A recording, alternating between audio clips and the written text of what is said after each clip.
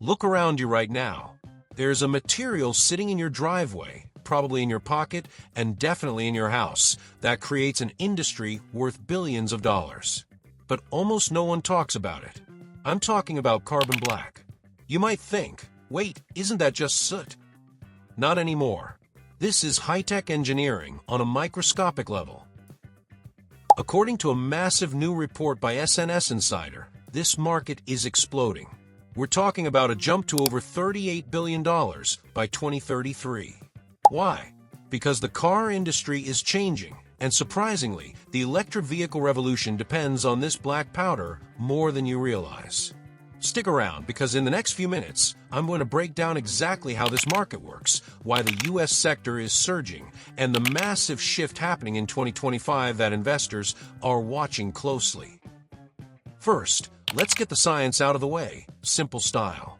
Carbon black isn't just burnt stuff. It's a material produced by the incomplete combustion of heavy petroleum products. Think of it as the muscle inside rubber. Without carbon black, the tires on your car would turn to shred in less than 100 miles. It's a reinforcing filler. It creates durability, strength, and wear resistance. Now, not all carbon black is the same. The market is dominated by something called furnace black. That's the workhorse used in tires. But there's a new superstar rising called acetylene black. Keep that name in mind, because as we talk about batteries later, that's going to be crucial. Let's talk numbers. According to SNS Insider, here's the forecast. Globally, the market is valued at around $26 billion in 2025. And by 2033, it's projected to reach $38.54 billion, a steady annual growth of nearly 5%. But what about right here in the United States? The US market alone is massive. Right now in 2025, it's valued at over $10 billion, and it's expected to grow to nearly $15 billion by the end of the forecast period. So why is the US seeing such steady growth? It comes down to a trifecta. We have massive automotive demand. We have cutting-edge manufacturing technology. And we're pushing hard for sustainability, which naturally creates a premium market.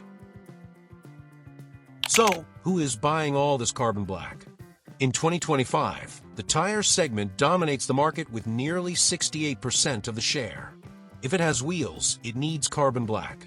But here's where it gets interesting, and this is the EV paradox. You might think, EVs are cleaner. Do they use different tires? Yes, they do. Electric vehicles are significantly heavier than gas cars because of the battery packs.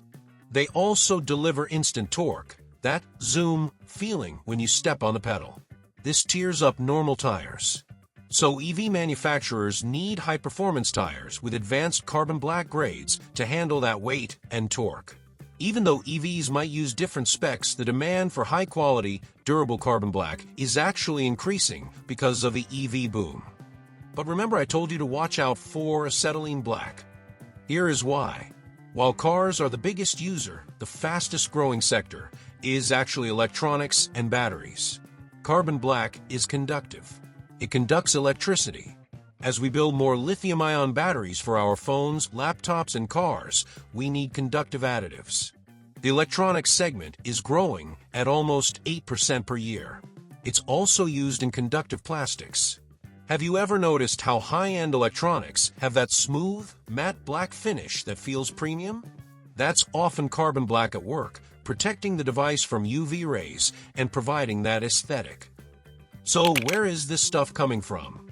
Right now, Asia Pacific is the king of the hill, holding over 54% of the market share. This makes sense. China and India are manufacturing giants for tires and rubber goods. However, the Middle East and Africa region is the dark horse here. It's projected to have the fastest growth rate globally at 7%. If you're looking at the big players making moves, you've got American giants like Cabot Corporation alongside global powerhouses like Birla Carbon and Tokai Carbon. I want to end on the most important trend mentioned in the report: sustainability. The industry is trying to clean up its act. We are seeing major developments like Birla Carbon introducing sustainable materials made from post-consumer tires, and Tokai Carbon collaborating with Bridgestone to recycle end-of-life tires. We are moving from a make and waste economy to a circular economy. This isn't just good for the planet, it's where the investment money is flowing. So carbon black. It's a $38 billion industry that keeps your car moving and your phone running.